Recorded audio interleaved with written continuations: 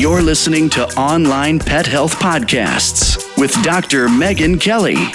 Continuing education for veterinarian rehabilitation therapists. Learn more at onlinepethealth.com.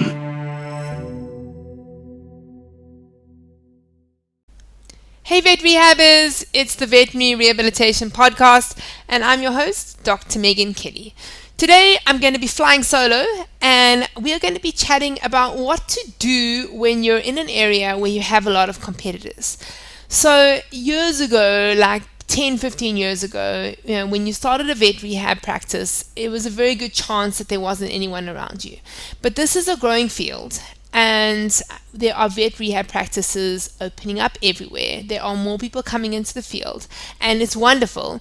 But it does mean that it is a little bit more of a challenge for those of you that have practices, and you end up with a lot of people around you that you need to compete with. So one of the online Pet Health members reached out to me recently and said that they're going through quite a bit of a challenge at the moment because they have within an hour and a half's radius around their practice, they have 22 different vet rehab clinics. And this could be hydrotherapy centers or vet physios or vets that are doing rehab, but they're basically 22 vet rehab clinics around them. And she's really struggling to get vets to refer to her and just ready to get notice because there's just so much out there and so much choice and so many options for pet owners as well as vets to refer. So what do you do when you're in this situation? So we're going to run through, I'm going to give you a few tips on ways in which you can differentiate yourself because that's basically what you need to do. So when there's a whole lot of practices, most of them are all very similar. And if you look at vet practices as well as vet rehab practices, they all look the same. They all work the same, and if you've seen one, you've probably seen 20. And the reason for this is that we generally go and see practice somewhere, and then we decide to open up our own practice, and we model ourselves around what we've seen before. So if I think about the vet practices that I've worked, they all look the same. You walk into the waiting rooms are similar, the way in which they stock all their products are similar, they have the reception desk and a few of the deworming and all the tick products behind, and we do a similar type of thing in our vet rehab practices. And so we don't differentiate ourselves. We don't look any different. If you've seen one, you've seen so many. And how do you then stand out in this crowded place when you've got 22 vet rehab clinics around you? So there are a few ways. So the first way is to be different. And I think that this is a challenge for people because, a lot of the time we just want to fit in, right? We don't want to make a big noise, but we have to nowadays. We have to have some type of noise in order to be recognized and for somebody to notice us. And so the ways in which we can do this is that we can be different in our look and the design of our clinic. So maybe we don't have a clinic that looks like in the traditional sense where we come in, maybe we've got pink everywhere. There is a practice called Bond Vet that actually has a practice, I'm not joking, that looks like a spa. So looks like a spa where you would go and get a massage. They've got these beautiful oak floors, and if you didn't see the word Bond Vet, that's what the practice is called, you would never ever know that it was actually a veterinary practice. And so they are doing something different. They are standing out because that's something that is, first of all, is talkable, and it's some way in which to recognize themselves. So people will say, I went into this practice, it doesn't even look like a vet practice. And so people will start talking to them. And so when you're different, it's an intentional way to actually create word of mouth about you. And it's an intentional way for you to stand out. So you could have something fun associated with your practice. So one of the things which I've noticed, and you see it so many times on social media, is that people love having their photos taken with fake animals. So think about it now, and I want you guys, when you guys look now on social media, you're going to go, oh my gosh, and you're going to just keep recognizing all the pictures. So if there is a sculpture of a bear or a picture of a model of a dog or there's a fake horse or something, people will say, take my picture, and they go up there and they have their picture taken and they post it on social media. So we can actually create ways in which we can create these social media moments in our practice by creating models or sculptures or something that people can have their photo taken with. So I have this idea of this Snoopy type dog, and it's like basically a model that's outside your practice, and it's like sort of holding its hands, and you can sit there and in its arms, and people will have pictures taken of it. And then it also becomes the practice that you're known for. So they'll say, oh, which vet rehab clinic is that? Oh, the one with the big dog outside, or the big spotty dog. So here in South Africa, in the Western Cape in Cape Town, it's just around the corner from actually where my husband works, there is this dog called the spotty dog, and it's exactly this. And it's not actually associated with any of the companies around. It would be fabulous if there was a vet rehab clinic there, but there isn't. And it actually used to be a restaurant, and in years and years and years ago, and somebody drove into it, and then they had to build it again. And it's this picture basically of this dog, this model of this dog, and people use it as a landmark. So like, if I'm trying to explain to people how to get to my husband's work, I'll say, if you're heading towards Muizenberg away from Cape Town city centre, when you see spotty dog, you turn left. And this becomes sort of something that a vet practice or vet rehab practice could be known for. It's the practice with the big spotty dog. Or if you're an equine practice, it might be with the unicorn outside, or I don't know, the rainbow horse. That's there, and people can sit on it. You can put your kids on it, and you can have a photo, or the kids can enjoy it. So these are the kind of things that I want you guys to start thinking about. Like, what can you do to make yourself stand out? What intentional things can you create in your practices to get people to have moments which they can share on Instagram, on social media, on Facebook, and what can you do in order for people to talk about you, and also for them to be enjoyable. So, sitting on a rainbow unicorn, a little sculpture would be fun for people and for kids, something just to brighten up their day. So chatting about practices that do something different, I recently lectured at a business conference, and there was this amazing video that I shared there, and it was a practice in the States, and it's called The Park. I think it's PARC. And they have this vet practice that is made of glass, which I found was so amazing. So the whole thing is glass, so people can see in where the operating is. They hide absolutely nothing. And you might think, no way, it's like they can't do that. But they have. And they've made this huge, it's like a big warehouse with glass everywhere. You can go from above and actually look down. You can walk along corridors, and you can see exactly where the people are operating in, where they're putting the animals under anesthetic. And I remember initially thinking to myself, wow, like, wouldn't this be horrible for the dogs to be able to see through when they, see their owners? And they actually reported that it was the best thing ever. So from dogs actually and cats being really scared and nervous, now they aren't, which I think is really amazing. And that's something that really sets them apart. And if we go back to that Bond Vet practice, they've been open about 2 or 3 years. They're based in New York. You guys can go check their website out, Bond Vet. And they have a Google star rating of 4.9, and I think they've got like 225 Google reviews, which is absolutely amazing. And they do a whole lot of things different. So they have walk-in consults. They're open till 10:30. They're just doing things different. They are creating experiences for people that are completely different. And that's what makes them stand out. So when we look at experiences, we must remember that people are prepared to spend more when they have an experience. So people nowadays will pay more money to board an airplane before anyone else, so to have priority boarding. They'll pay more money to go on business class in order to be able to have more comfort. People are prepared to pay more for experiences, and And the researchers are finding this more and more, that people actually want to have experiences. That's what they're looking for. So we need to find a way in which to create amazing experiences for our clients so that we can differentiate ourselves, so that they will see the value in what we offer, and so that they will also tell their friends and their vets about us. So another way in which we can be different is if we have a niche. So I can remember when I was in practice, one of the sets of clients and patients that I love to see were those patients that were paralyzed. So whether they were operated on or whether they weren't, those are the cases that I really, really felt challenged when I treated them.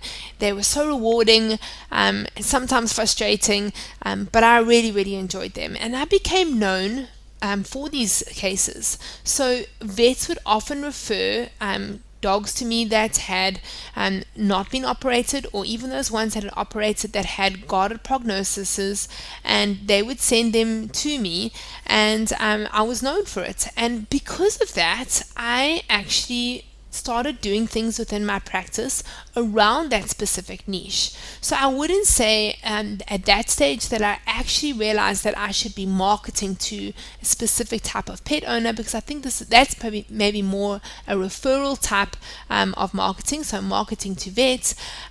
But in hindsight, if I look back now, that might have been a market that I could have really tapped into. So now with all the different types of social media, I could have been advising Dachshund owners and educating them about ways in which we can strengthen their backs, how to minimize any falls or slips that may potentially cause a already weak area to cause a disc to prolapse.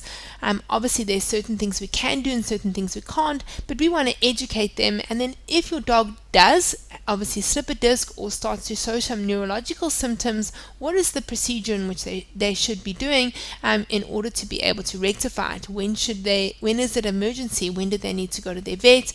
And these are all the things that within my marketing message I could educate and actually direct towards the specific type of pet owner. So one thing it opened up in my practice is that it enabled me to sell other products and other services to this specific niche. And so having a niche allows you to be able to do this.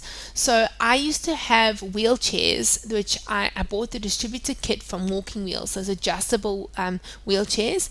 And then I used to hire these out or rent them out per week. We would charge a fee in order to be able to fit them, and then I would hire them out. And I would even get people that would come to me that weren't even my own clients. So I would have other vet rehab clinics that would refer their clients to me to rent the wheelchairs. So this allows other people to know about who you are, what you offer, and they might tell their friends wherever area they're in. And also it was a really great opportunity for vets to know about what I did, because sometimes they're not so sure about how we can help them from a therapy type point of view, but they do understand a wheelchair, because a client will say, I need a wheelchair for my dog, if my dog's not going to be able to walk, and they'll say, oh, there is this vet rehab clinic, which is wherever it is, and they actually rent wheelchairs, you should contact them. And then that client would come to me, and it was an opportunity for them to do some rehabilitation, because I had then the chance to be able to say, there's a lot more that I can do from your pets. Reach out to the vets, communicate with them, and then we start doing some rehab, start doing some underwater treadmill, maybe some acupuncture. So when we have a niche, it creates a lot of opportunities for us.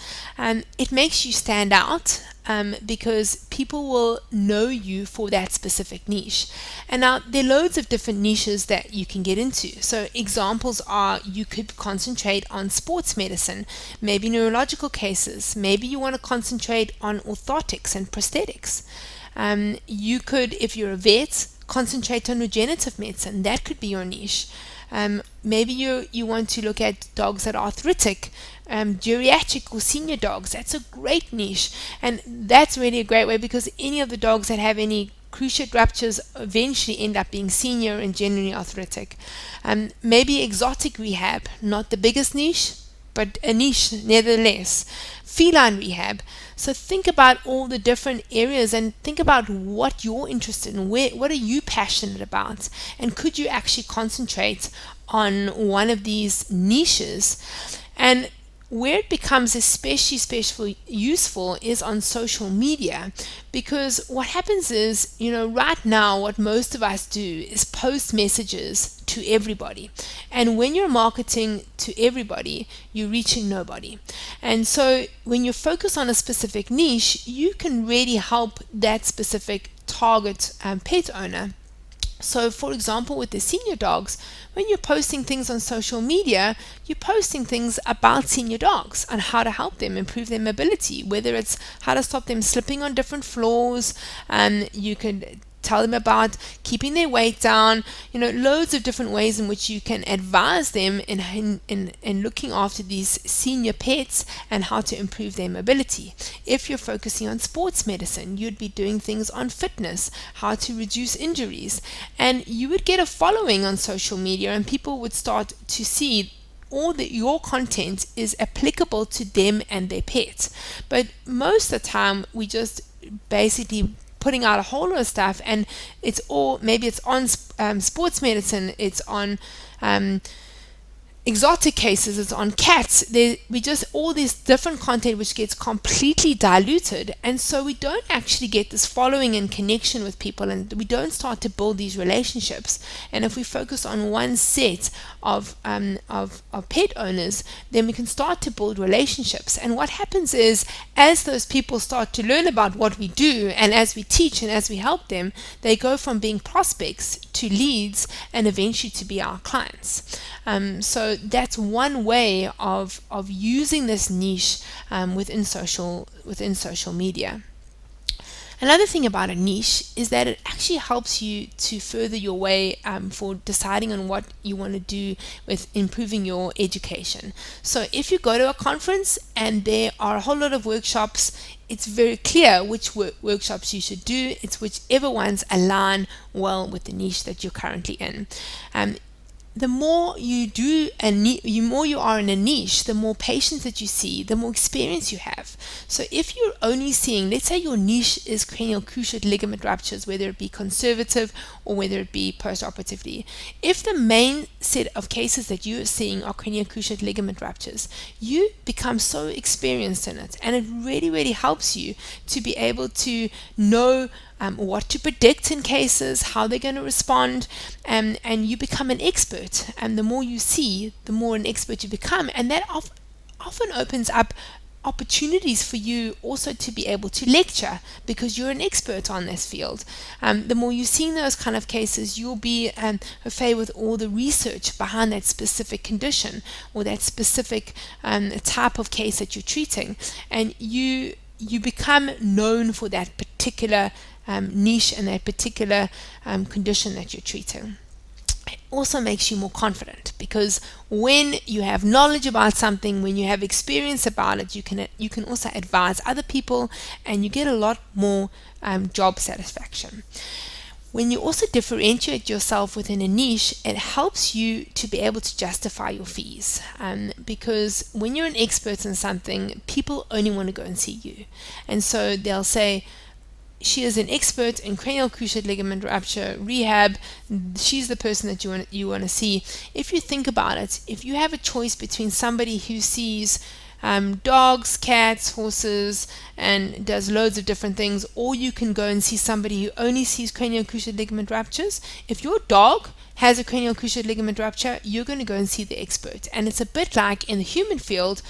Are you going to go to a GP if you've got a mole that looks funny, or are you going to go to a dermatologist? You're going to go to a dermatologist because you know that they have the most experience, and it's more likely that you're going to get the best outcome from the treatment that you have. Okay, so let's summarize it a little bit. So first of all, when you have all this competition, you want to differentiate yourself. Okay, so you want to be different, and you can be different in the look and design. You can create something fun that in Instagram or social media moments around your practice, and you can also do things differently. So you can create experiences for your practice that is different to everybody else, and that's how you can be different and differentiate yourself. You can also have a niche. So we've spoken about all the ways in which having a niche can help you. It can make you stand out. It gets people talking about you. You develop faster. You become an expert. You might get asked to lecture. It is opportunities for different incomes because you can sell other products and services to the same pet owners that are bringing their pets for that niche. You can justify your fees a bit more, and you also have a lot more confidence and job satisfaction. And also it opens up ways in which you can further your education because you have a focus that you're focused on. So the last thing we're going to talk about is teaming up with a veterinary practice.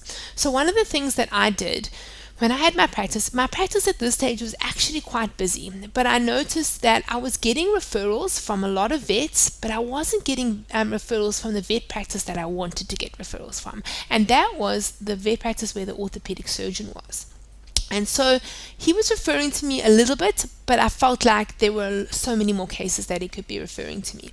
So what I did is I approached him. He probably was about 50 minutes or so away from my practice, so it was quite a long drive, but virtually all the pets in Cape Town basically would go to him for specialist surgery because he was the only, and still is, I think, there might be one more now, qualified orthopedic veterinary surgeon in Cape Town.